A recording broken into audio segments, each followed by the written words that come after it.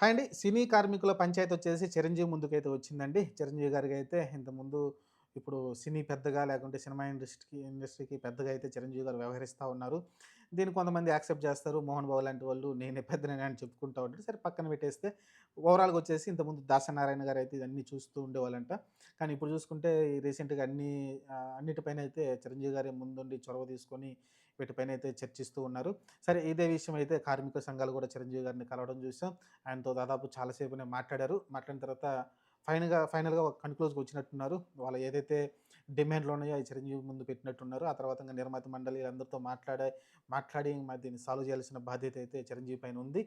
తెలిసిందే మనకి దాదాపు వాళ్ళకు 20, 30% దాకా అయితే పెంచమంటున్నారు వాళ్ళ సాలరీసు. ఇప్పుడు ఏదైతే 1500 నుంచి 1200, 1800 ఈ మధ్యలో అయితే ఇస్తున్నారంట.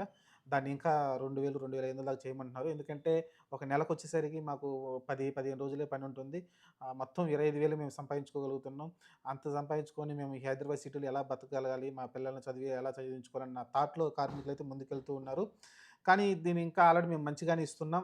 కానీ దీన్ని సరిగ్గా అంటే కార్మికులకి అందట్లేదనేది నిర్మాతలు చెప్తున్నారు. ఎవరైతే మధ్యలో బ్రోకర్స్ ఉంటారో ఏదైతే ఈళ్ళు పెట్టుకున్నారు కదా! కొంతమంది బ్రోకర్స్ ఉంటారు. మెయిన్ హెడ్‌లుంటారు. వాళ్ళే తినేస్తున్నారు.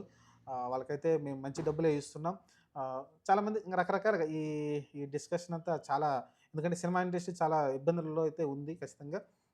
ఎందుకంటే షూటింగ్‌లు చాలా అయిపోయినాయి. 'రాజా సాబ్' కావచ్చు, లేకుంటే మీరు చూసుకుంటే 'మాస్ జాతర' కావచ్చు, 'రవితేజ'ది ఇలా చాలా సినిమాలైతే ఆగిపోయినాయి. రీసెంట్‌గానే చాలా సినిమాలు ఆగిపోయినాయి. ఓవరాల్‌గా చూసుకుంటే నిర్మాతలైతే కొంచెం ఇబ్బంది పడుతున్న మాట వాస్తవం.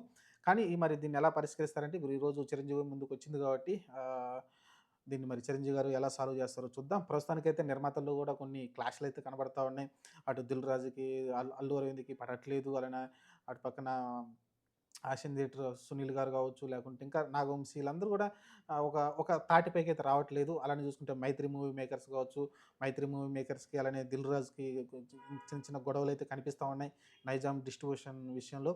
ఇలా అయితే ఒక తాటిపైకైతే రావట్లేదు. ఇంతకుముందు అల్లు అరవింద్ వీళ్ళందరూ కొంచెం కలిసి బాగానే ఒక యూనిటీగా ఉండేవాళ్ళు.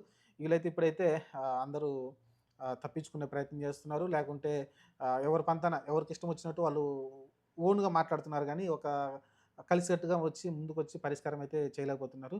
చూద్దాం మరి దీనికి మరి చిరంజీవి గారు ఏమైనా సొల్యూషన్ ఇస్తారేమో!